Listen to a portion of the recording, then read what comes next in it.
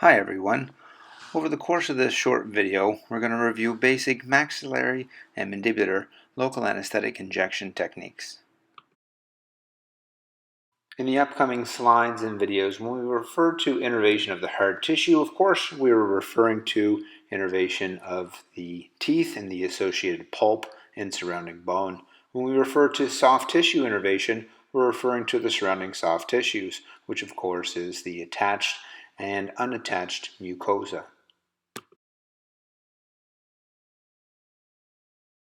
We'll start off with the posterior superior alveolar nerve, also known as the PSA. This gives hard tissue innervation to the upper 6, 7, and 8, as well as the buccal soft tissues. It's important to point out that the mesial buccal root of the upper 6 is often innervated by the MSA, the middle superior alveolar nerve. The posterior superior alveolar nerve, PSA, are branches of V2, the maxillary division of the trigeminal nerve. They enter the back of the maxilla at the posterior superior aspect of the maxillary tuberosity. A PSA block can be achieved by inserting your needle with the bevel facing towards the bone. The site of injection should be at the depth of the vestibule adjacent the second maxillary molar. The angle of insertion is 45 degrees down with respect to the maxillary occlusal plane and 45 degrees in with respect to the mid-sagittal plane. The depth of insertion is typically 10 to 15 millimeters, and 1.8 cc's of local anesthesia can be deposited here after aspiration. Here we can see it being demonstrated on our volunteer. Note how the barrel is held 45 degrees down with respect to the maxillary occlusal plane and 45 degrees in with respect to the mid-sagittal plane, allowing us to get up in behind the maxilla. Next we have the MSA, the middle superior alveolar nerve, which gives hard tissue innervation to the upper premolars as well as the mesial buccal root of the upper 6. It also gives soft tissue innervation to the buccal soft tissues adjacent to the premolars as well as the mesial buccal aspect of the upper 6. MSA anesthesia can be achieved by inserting your needle with the bevel facing towards the maxillary bone and inserting at the depth of the vestibule in between the upper premolars, about 3 to 5 millimeters. Aspiration is always carried out with all techniques, including supraperiosteal techniques. A relatively small volume of local anesthetic, 1 to 1.8 cc's, can be infiltrated in this location, giving hard tissue and soft tissue anesthesia on the buccal aspect to the upper premolars as well as the mesial buccal root of the 6. Here we see being demonstrated on our volunteer. Notice with the lip pulled taut, we inject adjacent to the alveolus, parallel with the bone, inserting only 3 to 5 millimeters. Here you can see the local anesthetic infiltrating the tissues in a supraperiosteal fashion. The ASA nerve, anterior superior alveolar, gives innervation to the hard tissue of the central, lateral, and canine in the maxilla. It also gives soft tissue innervation to the buccal soft tissue. ASA anesthesia can be achieved by once again inserting your needle 3 to 5 millimeters apical to the tooth and soft tissue of interest. A infraorbital block, sometimes inappropriately called an ASA block, is rarely indicated for general dentistry and hygiene. This will give you hard tissue anesthesia of the central, lateral, canine, premolars, and mesial buccal root of the 6, and the buccal soft tissue associated with these teeth. This block can be achieved by inserting your needle at the depth of the vestibule overlying the first premolar distal of canine area. It will be inserted approximately 15 millimeters until bony contact is made adjacent to the infraorbital foramen. Here we can see the infraorbital nerve block being carried out on our volunteer. Notice the operator is palpating the infraorbital rim to give reference to the infraorbital foramen. Notice the operator goes in with the bevel facing towards the maxilla and continues approximately 15 millimeters until bony contact is made. Aspiration is always carried out, followed by deposition of approximately 1 cc of local anesthesia. As you may have noticed, none of the local anesthetic techniques that we've discussed so far provide soft tissue anesthesia to the palatal soft tissues. The palate is innervated by the greater palatine on both the left and the right, as well as the nasopalatine anteriorly in the midline. Each greater palatine will give innervation to the soft tissue adjacent to the maxillary molars and premolars. The nasopalatine will give soft tissue innervation to the palatal soft tissues, palatal to the maxillary incisors. In the area of the canine, the innervation of the soft tissue is in an area of overlap between the greater palatine and the nasal palatine. The greater palatine foramen can be found immediately adjacent to the maxillary second molar, halfway between the midline and the free gingival margin of the maxillary second molar. Here we will see the greater palatine nerve block carried out on our volunteer. Notice the cotton roll used to provide pressure anesthesia to lessen the pain associated with this relatively painful injection. Only a small volume of local anesthesia is needed for a successful greater palatine block. You'll know you've successfully blocked it when you see the palatal tissues blanch. A moderate amount of pressure is often required to have a successful palatal block. Next, we will move on to the nasopalatine block. This will give us anesthesia to the soft tissues adjacent to the incisors and canine area. This can be achieved by inserting our needle at the posterior aspect of the incisive papilla. This will result in the placement of a bolus of local anesthesia adjacent to the nasopalatine canal. Note pressure anesthesia once again being used to decrease the discomfort associated with this block. Once again, a moderate amount of pressure is required to get blanching to ensure a successful nasopalatine block. Next, we will talk about the inferior alveolar nerve block in conjunction with the lingual nerve block and the long buccal nerve block. Now, these are all separate nerves, separate branches of the mandibular division of the trigeminal nerve, and need to be discussed separately, even though we often carry out all three blocks on the same patient.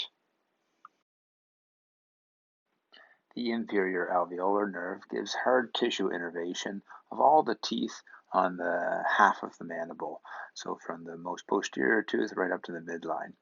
It also does the buccal soft tissue from the mental foramen forwards to the buccal soft tissue associated with the premolars, canine, and incisors up to the midline, as well as the soft tissue lip and chin. The lingual nerve, on the other hand, which is a block often carried out at the same time as your inferior alveolar nerve block, does soft tissue innervation of the lingual soft tissue, so soft tissue of the lateral border of the tongue, the unattached mucosa of the lingual vestibule, as well as the attached gingiva on the lingual aspect of the mandibular teeth up to the midline. Notice from this diagram, if you've successfully achieved an inferior alveolar nerve block, backed your needle out a centimeter, deposited another bolus for your lingual nerve, the only area that you would not have achieved local anesthesia would be on the buccal soft tissue adjacent to the molars, because this is innervated by the long buccal nerve, which needs to be anesthetized with a separate injection. This half mandible gives us a good view of the medial aspect of the ramus. With a traditional inferior alveolar nerve block, we're shooting for just above the mandibular fossa, right around the number 1. As you can see, it's somewhat protected by the lingula superior and anterior to the mandibular fossa.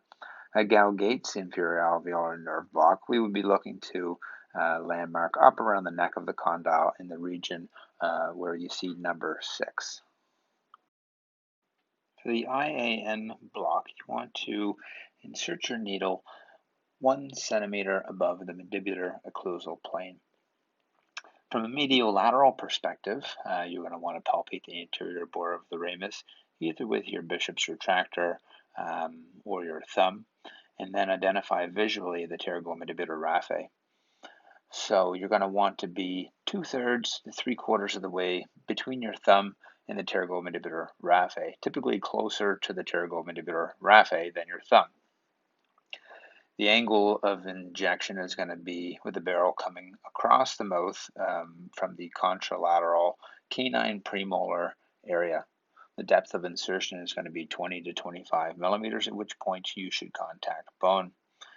If all of the stars align, and this is true, and you contact bone about 20 to 25 millimeters in, you will be at the area number 1 on the previous diagram, just at the area of the mandibular foramen.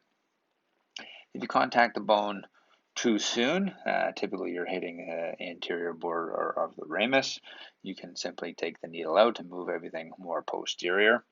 If you don't contact anything at all, you've most certainly gone out the back of the ramus, and you certainly don't want to inject there because you'll be right into the parotid, in which case you want to back the needle out, typically halfway, swing the barrel more posterior, which is going to put your needle more anterior, and reinsert. And this will typically put you right where you want to be. So you don't want to get frustrated with that first injection. It's typically when it works out the first time, that's fantastic.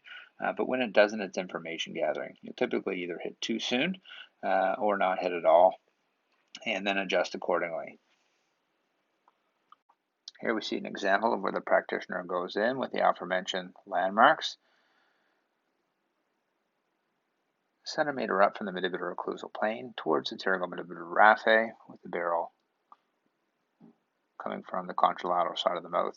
You can see in this case the practitioner hits a bit too soon, and instead of taking the whole thing out, they actually just walk the needle tip posteriorly until they're at about 20 to 25 millimeters of depth of insertion, in which case they're likely right around that mandibular foramen area.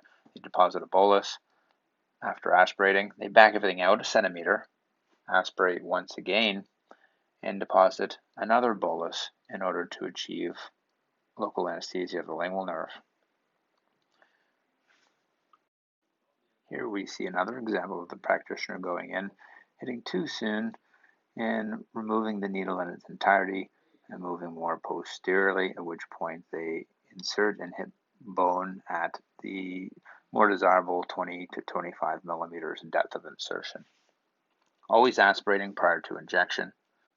A lingual block can also be achieved by backing the needle out 1 centimeter, aspirating, and depositing another bolus of local anesthesia. As mentioned earlier, after successful inferior alveolar nerve block and lingual nerve block, the only area in the mandible not anesthetized is the buccal soft tissues adjacent to the molars.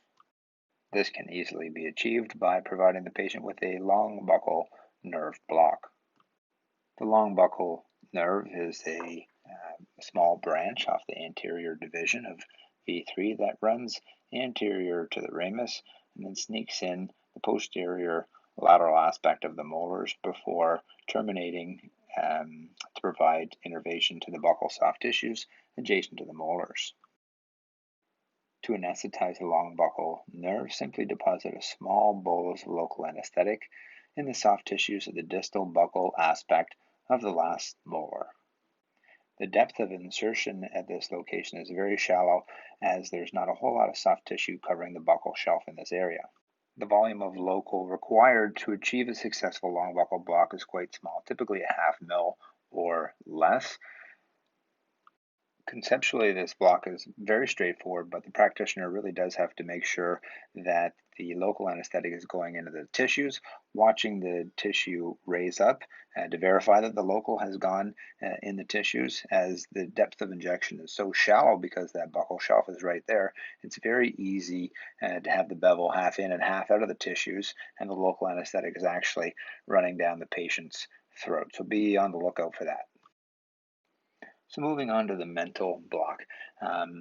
Certainly, if you do an appropriate inferior alveolar nerve block, you will get all of the area, including that of the mental block. But sometimes, depending on the clinical scenario, you might not need the extensive local anesthesia provided by a IAN block. So you just need to do a localized work in the premolar, canine, or incisor region. This can be easily achieved by injecting local anesthesia in between the premolars at the depth of the vestibule on the buccal aspect. About 3 to 5 millimeters, fairly small volume is required, typically half carp to a full carp. And then you're going to want to massage that local anesthesia back into the foramen. If you don't massage it in, you could be at risk of only getting the soft tissue branches that go to the gingiva, the lip, and the chin, and instead of having it go into the foramen and getting local anesthesia to the premolars, canine, and incisors, so the hard tissue anesthesia. Here you can see our volunteer undergoing a mental block. In between the premolars, 3 to 5 millimeters depth of injection, aspiration, and then injection a bolus of local, followed by local massage.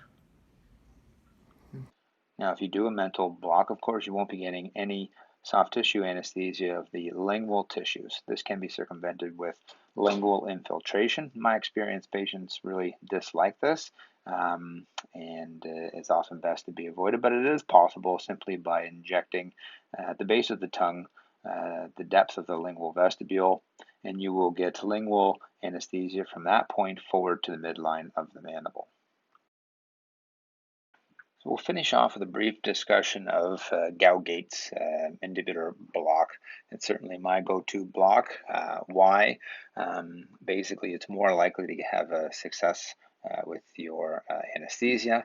You're less likely to have a positive aspiration, and you're less likely to have accessory innervation to the hard tissues of interest. From an invasiveness perspective, it's no different to the patient. A poke's a poke. It doesn't hurt more, and in my mind is no more complex. So the landmarking is slightly different. You're still coming from the contralateral side of the mouth with your barrel, but instead of going a centimeter above the mandibular occlusal plane, we're using the maxillary occlusal plane as our landmark. So our height of injection is at the maxillary occlusal plane, and we're still injecting just lateral to that pterygomandibular raphe, but we're going up towards the tragus of the ipsilateral ear. And in fact, as a beginner, you can put your pinky in the ear and inject towards your pinky, and then the needle will hit the neck of the condyle because the glenoid fossa and the associated condyle would be between your pinky and your needle. So it's a good little tip for starting off. So you can see the height of injection is about a centimeter higher than your typical injection, and you're still going in about 25 millimeters. You're going to want to contact bone, aspirate, and deposit your bolus of local anesthetic. Now, in theory, this can get the lingual branch before it branches off, but I will in practice back out and deposit a separate bolus for lingual. And about 85% of the time it will get long buccal, but that's not sufficient in my mind, so I always do a separate long buccal. All right, thanks guys for your attention. Hopefully this was helpful to at least kickstart things with respect to basic injection techniques of the maxilla and the mandible.